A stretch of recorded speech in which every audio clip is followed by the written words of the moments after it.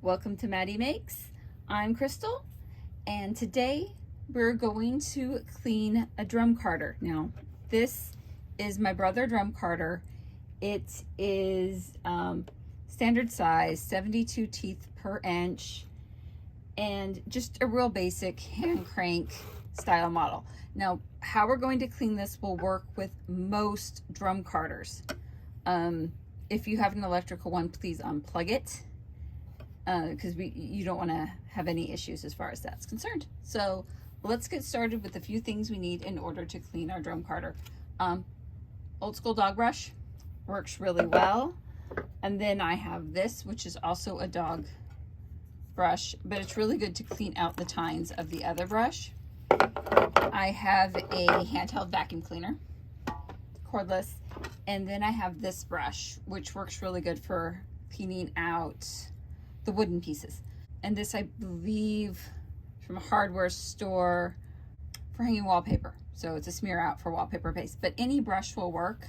You could even use like big makeup brushes or paint brushes. So anything like that will work. So first, if you have any other things like brushes or whatnot for your drum carder, you want to lift them up, and I tighten mine up so it's out of the way. The first thing we're going to do is clean off the big drum, and then we'll clean off the little drum, and then we'll work from there. So how we want to get our fibers off the big drum, as you can see, I did something with till silk in it. I like to start at the dofting strip and take my dog brush. So these bristles are bent back this way, and these bristles are bent back this way as well. And just roll and flip. And that gets the garbage out of the drum carder. Now just work in rows, and I just use my hand to move up.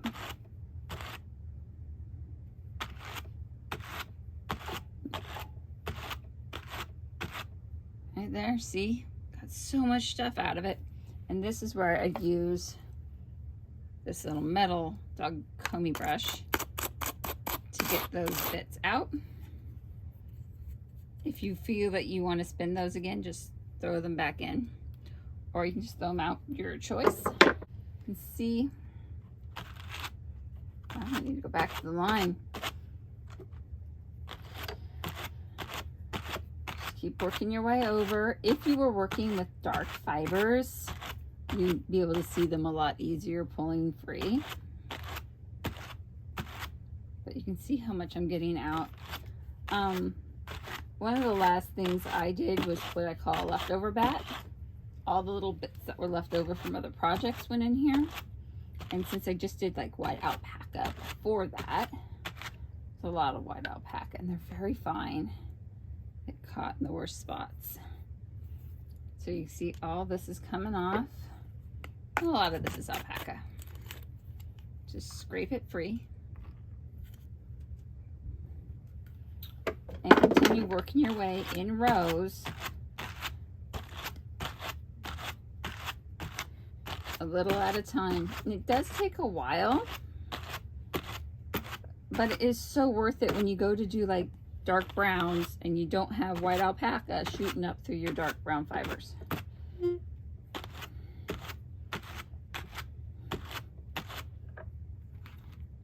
of that you can just pull off with your hands there.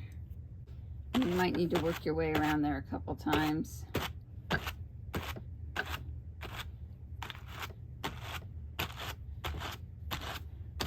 There's that teal piece. Look at all that. You definitely put those things back through and do your own leftover bat, or Franken bat, or whatever you want to call it.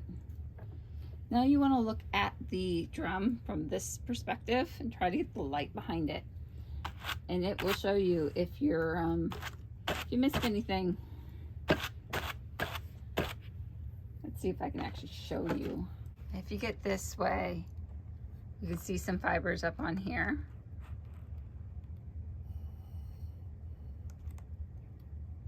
really need to get a bigger room for this. Anywho, so you can see those little bits of fibers left over. You want to come in there and try to pick those up.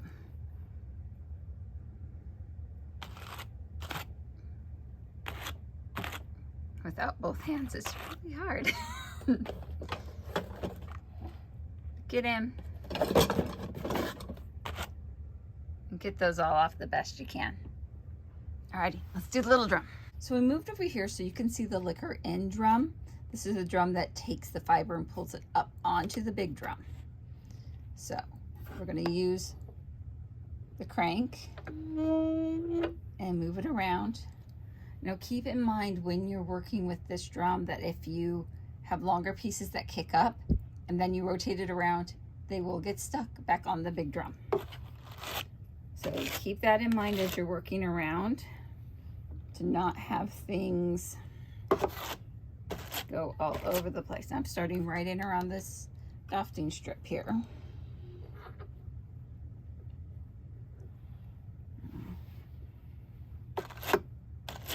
And you just want to work in the same manner in rows.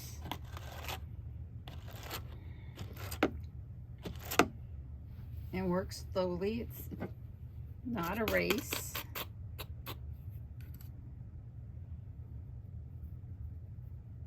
It takes more time to get the fuzz off of things here.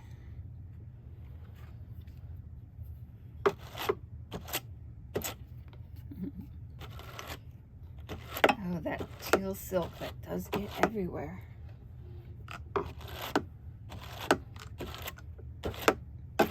And silk threads.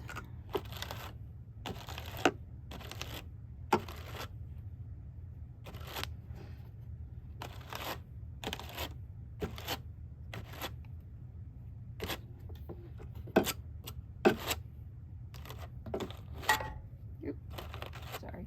Just using it to work it the other way because sometimes they don't want to grip. And this is an older brush, so sometimes it just doesn't want to grip. But I will use these things until they totally fall apart. Get the most out of your investment, right? And that's another reason why we want to keep our drum carder clean, because it was a big investment. This one was between $300 and $400. Brother Drum Carder is a local company to where I live. It's literally a city or so over. So, oh, you can't see when I do that.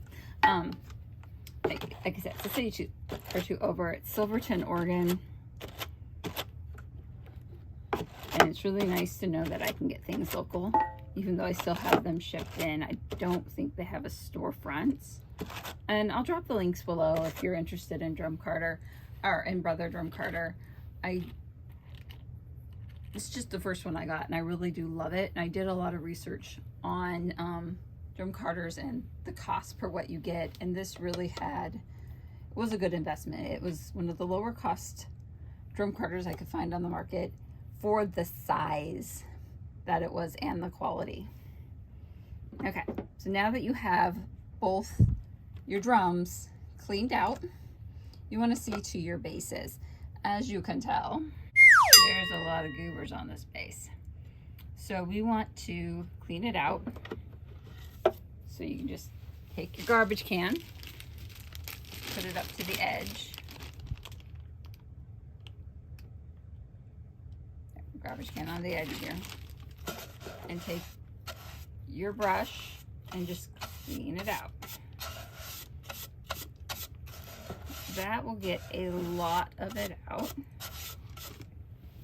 But we have to remember that there's a split here and there's the split at the back. So, and most drum carders will have breaks like that. So we want to make sure we can get under it and get that clean. I'm going to undo my clamps. I always work with my drum carder clamp down. I'm going to take my brush and clean off all these little dusty spots on the side.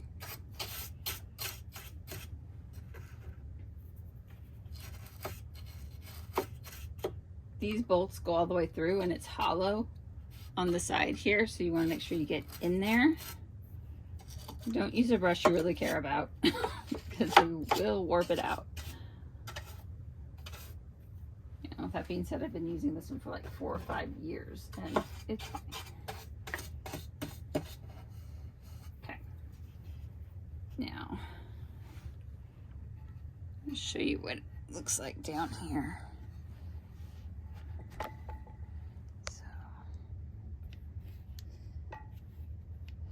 See how it's open here? It's going right down to the desk. You can put your fingers down here if you want. Wow. Okay, next video is how to adjust the drums, because if you can see, it's like really narrow here and a lot wider here, and it should be parallel. All right.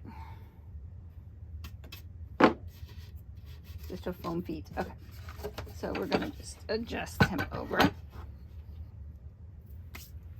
You can see all the junk that's on the desk from the drum carter. See all the Goombas. It's hard to tell because it's such pretty wood, but like right here, there's a lot of junk. And you can take your brush and brush all that down, or cheat like I do and get the little Dyson out and vacuum it up. And I'm going to adjust the sound so it won't be too loud for you guys.